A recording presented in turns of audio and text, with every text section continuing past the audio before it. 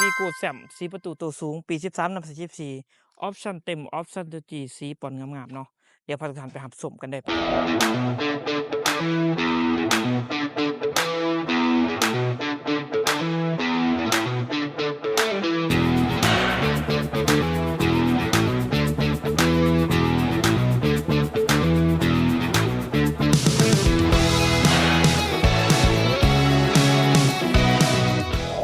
บเองโจนัสจันทศรใน2 JN ดาวคาโดดลาวเนาะตัวนี้เขามาใหม่สีปอนงามสีประตูตัวสูงปี13นำ14กล่องจอครบออปชั่นเต็มออปชั่นตัวจีเด้อรถเดิมเนาะบ่ต่ำบ่ปิดสีสันเก็บคัดให้ใหม่เป็นจุดเป็นวอนเนาะตามสภาพรถมือสองก็มีเด็กๆน้อยๆปกติเบิ่งเอาออกไปนำกันราคาคันนี้ก็ถืออยู่790,000 บาทเด้อสดผ่อนเทิร์นได้เป็นเดือนเป็นปีได้มักก็ทักกันเข้ามาได้9733โต679เดี๋ยวพาทุกท่านไปชมทางในเด้อตัวนี้ทางในงามเลยทุกท่านเด้อพวงมาลัยมัลติฟังก์ชันปรับแบนพับแบนได้เป็นเบาะหนังเนาะรถเดิมมาเบิ่งทางท้ายเนาะทางหลังก็เช่นเดียวกันงามๆปูพื้น VIP เด้อคันนี้เฮาจัดการให้สวยๆเลยเพดอกเพดานได้ไปบ่มีให้ติพวงมาลัยมัลติฟังก์ชันเนาะกล่องจอจะเป็นจอ Android เด้อเข็มใหม่แดนได้130,000 กิโลเนาะเกียร์กระปุกเบาะหนังเนาะสีครีมงามๆสะอาดๆมิดอาร์คเดิมๆเนาะบ่ต่ำบ่ปิดจุดหยักต่างๆจากโรงงานทางหลังเบิ่งในกระเซ็นเดียวกันเนาะมิดอาร์คเดิมๆเคพายทุกท่านมาเบิ่งทางถ่ายเนาะทางถ่ายเดิมๆเนาะมิดอาร์คต่างๆ AR อยู่ครบเนาะ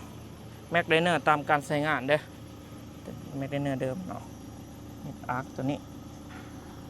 AL เนาะจุดตรงกลางจอยลอยงามสวยๆเนาะ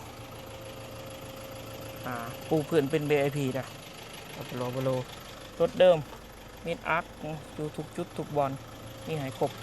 เบื้องในก็เส้นเดียวกันเนาะมิดอาร์คเดิมๆโบตำโบปิดรถทุกคันที่รีวิวเนาะ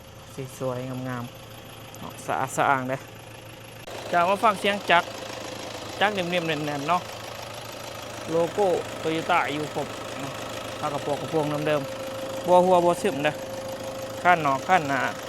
ตัวอยู่ครบเนาะเด็กขั้น2ขั้น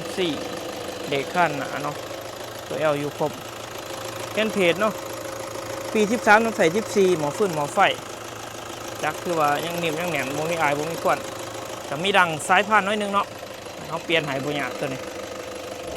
เจ้าฝากไปเตือนผู้สานกับวีโก้แซมสีประตูตัวสูงสีปอนงามๆคันนี้ออปชั่นเต็มออปชั่นตัวจีกล่องจอครบเนาะทั้งในเป็นหุ่มหนังงามๆปูพื้น VIP นะไผมาก่อนก่อนรถเดิมครับประกันให้เลยบ่ต่ำบ่ปิดสีสันเก็บคัดได้เล็กน้อยตามการใช้งานมือสองราคาเต็มคันนี้ถึงอยู่